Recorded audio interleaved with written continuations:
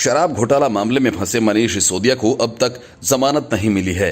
इस बीच दिल्ली में हुए क्लासरूम घोटाला में एक नया मोड़ आ गया है, जिसके कारण मनीष सिसोदिया को जेल से मुक्ति मिलती नहीं दिख रही। बीजेपी सांसद मनोज तिवारी ने क्लासरूम घोटाला मामले में अरविंद केजरीवाल पर निशाना साधते हुए कहा कि इस मामले की जांच सीबीआई को सौंपी जानी चाहिए। उन्होंने कहा कि विजिलेंस डिपार्टमेंट द्वारा लोकायुक्त को सौंपी गई रिपोर्ट में साफ कहा गया है कि अरविंद केजरीवाल के निर्देश पर 7,180 क्लासरूम्स को 4,126 कर दिया गया, लेकिन पैसों में किसी भी प्रकार की कोई कटौती नहीं की गई। मतलब कि क्लासरूम कम बनाए गए और खर्च उतना ही हुआ जितने में 7,180 क्लासरूम्स बनने थे।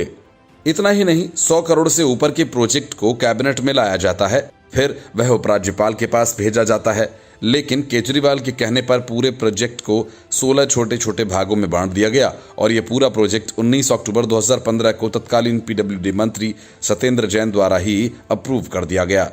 भाजपा सांसद ने इस पूरे मामले की सीबीआई द्वारा जांच किए जाने की मांग करते हुए कहा कि आम आदमी पार्टी दिल्ली में एक ऐसी सरकार चला रही है जिससे चोरों की बारात कहें तो कोई अतिशयोक्ति नहीं होगी और उसके मुखिया मुख्यमंत्री अरविंद केजरीवाल स्वयं हैं।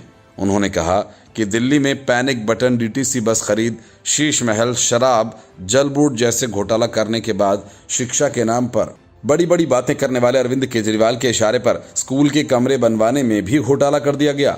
तिवारी ने कहा कि एक सेमी स्ट्रक्चर कमरा बनवाने के लिए केजरीवाल सरकार ने 32 लाख रुपए खर्च कर डाले, जबकि भाजपा जब नगर निगम में थी तो परमानेंट स्ट्रक्चर 9,50,000 रुपए में प्रति कमरा बनवाया गया था।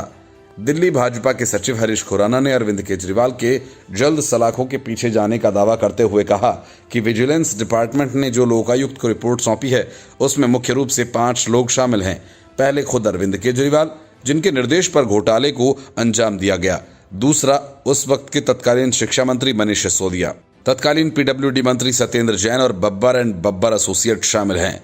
उन्होंने कहा कि रिपोर्ट में एक नया नाम आर्किटेक्ट का भी आया है और वह वही आर्किटेक्ट है जिसने मुख्यमंत्री अरविंद केजरीवाल का 6 फ्लैग स्टाफ रोड स्थित शीश महल का निर्माण कराकर करोड़ों के घोटाले को अंजाम दिया।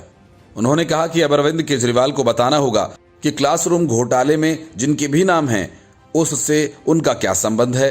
इसके साथ ही भाजपा ने आम आदमी पार्टी शासित दिल्ली नगर निगम में भी ईएसआई स्वास्थ्य सेवा कार्ड देने के नाम पर किए जा रहे घोटाले का पर्दाफाश करने का दावा किया।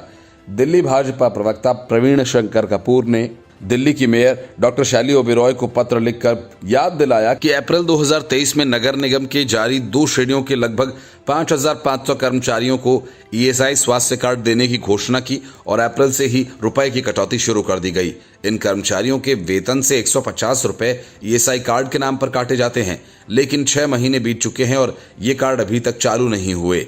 जब कर्मचारी ईएसआई कार्ड को लेकर ईएसआई डिस्पेंसरी या अस्पतालों में जाते हैं तो उन्हें बताया जाता है कि उनके कार्ड निष्क्रिय हैं और अपंजीकृत हैं। Bureau report, news of India.